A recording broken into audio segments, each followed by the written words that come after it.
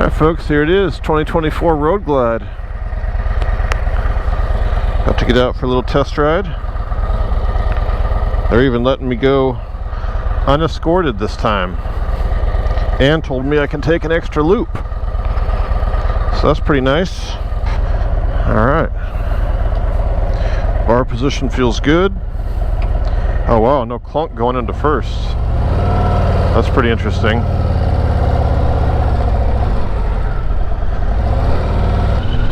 Oh yeah. Wow, it definitely feels peppy. This just feels much more responsive right off the bat. That's pretty interesting. Comfort wise, definitely a little roomier. Stock seat feels surprisingly good. Bars feel great. Handling feels very good. Yeah, so far, man, I like it for sure. Love this new display. Shifting feels much less clunky than it used to, or what I remember. I don't know if they actually changed something there or not. Let's see if I can hear the music.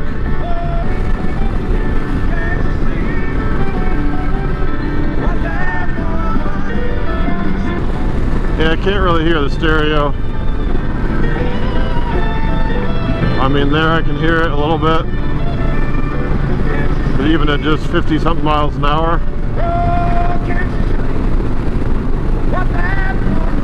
Yeah, I can kind of hear it. With a taller windshield, I could probably hear it.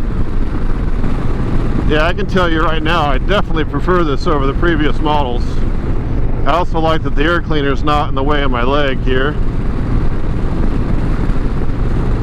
In sport mode, it feels really responsive. Like the slightest little change, you feel it. That's nice. If I had highway pegs right there, yeah, I'd be way more comfortable, even just on the floorboards. I just have a lot more room. Suspension feels not bad. It's crazy how responsive it is in sport mode. I mean, just even as you're going over bumps, the slightest little movement in your hand, you feel the power coming on and off. Yeah, it doesn't get up and move quite as fast as my lowrider, but it weighs a lot more, so. But it's not bad at all.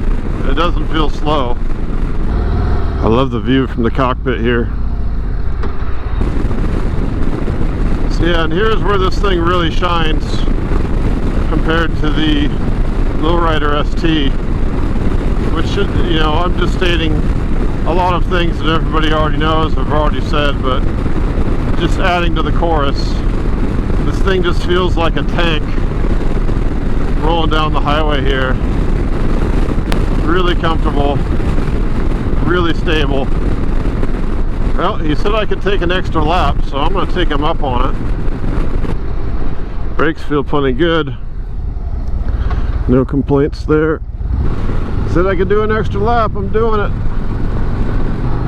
Bike's incredibly smooth, which I'd noticed and commented before on previous touring bikes I've ridden. You feel next to no vibration. I feel a tiny bit through the floorboards. That is it. None whatsoever through the handlebars, none through the seat. Hell, the exhaust is so quiet, if I couldn't feel a little something through the floorboards, it would be hard to know the thing is on. It's just so smooth. Well, I can tell you already, this is definitely a closer comparison with the Challenger now. Really nice to let me do this ride unescorted this time too. That gets a big thumbs up in my book. And I wish I could ride this back to back with a Challenger to really know, but this is way closer now. Closer than I thought it would be, honestly. I know this Challenger still has some better things on paper with the inverted front forks and monoshock rear suspension. So I've learned to not worry too much about spec sheets and just how you feel when you ride something. And this feels really good.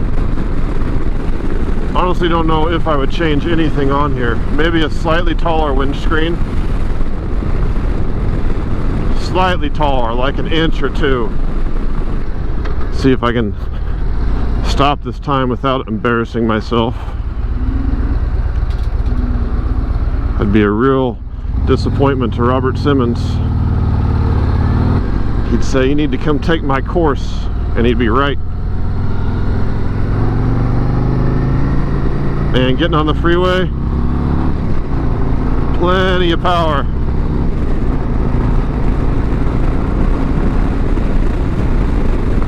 I actually want to get behind this car in the wind. Yeah, it's a tank, man.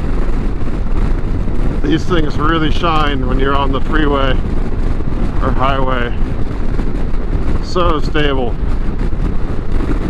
Yeah, man, I'm impressed. Harley did a good job. This thing's badass. This is definitely an improvement over the previous Road Glide. I honestly don't think I'd change a thing on this other than a 1 or 2 inch taller windshield. Honestly, maybe I wouldn't even do that. I don't know. This thing's pretty damn good the way it is. And that's one of the things I said about the Challenger, is that I don't think I would need to change anything.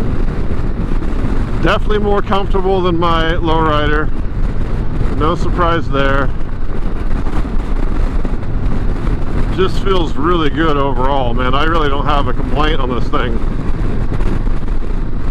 The speakers, yeah, you know, they're not that loud, but it's kind of what you expect with stock speakers.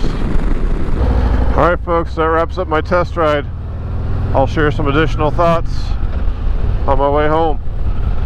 Mikey likes it. Alright folks, so post-test ride thoughts. After getting back on the lowrider after the Road Glide, the lowrider feels comically small. It was funny hopping back on it. I almost feel ridiculous because the Road Glide is just such a better size for me that when I get back on here with the mids and my knees all bent, I bet I look kind of sick. You know, I'm a big guy for this bike, so this is definitely more nimble. Definitely going to handle better on the corners and stuff, but man, for just cruising around the Road Glide, I'm really impressed with it. I'm going to have to sleep on it tonight to decide for sure.